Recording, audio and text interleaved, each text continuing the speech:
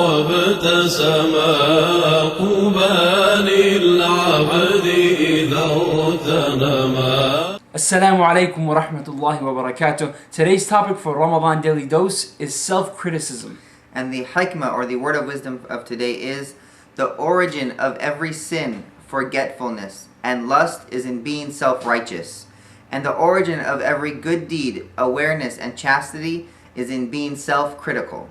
So what Ibn Ata'Allah is saying is that the origin of sin is in self-righteousness. We get to a point where we're doing good deeds, we think we're pleasing Allah subhanahu wa ta'ala, we're on the straight path, and we get to a point where we look at others and we think we're better than them.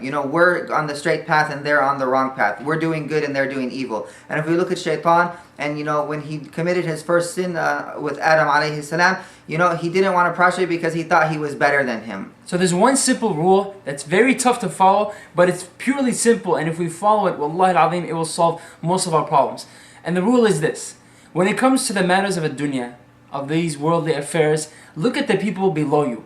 And when it comes to the matters of al-akhirah, the affairs of the hereafter, then look at the people above you.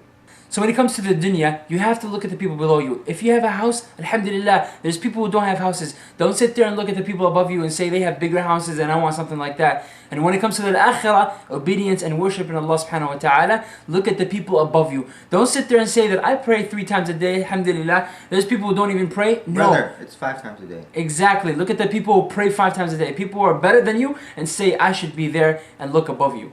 Allah subhanahu wa ta'ala gives us an example of a man who was self-righteous, who was never self-critical of himself. Allah subhanahu wa ta'ala says in Surah Al-Kahf, chapter number 18, verse number 36, أعوذ بالله من الشيطان الرجيم وَمَا أَظُنُّ السَّاعَةَ قَائِمَةً وَلَئِن رُدِدتُّ إِلَىٰ رَبِّي لَأَجِدَنَّ خَيْرًا مِّنْهَا مُنقَلَبًا.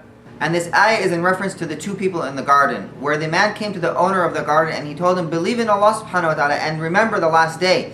And the owner of the garden's response to him was, and I do not think that the hour will occur. And even if I should be brought back to my Lord, I will surely find better than this as a return. So he was basically saying, even if it does occur, even if I am brought back, I'll be in a better place than I am currently. He's too arrogant, too cocky, thinking so highly of himself. He was too self-righteous and he was not self-critical.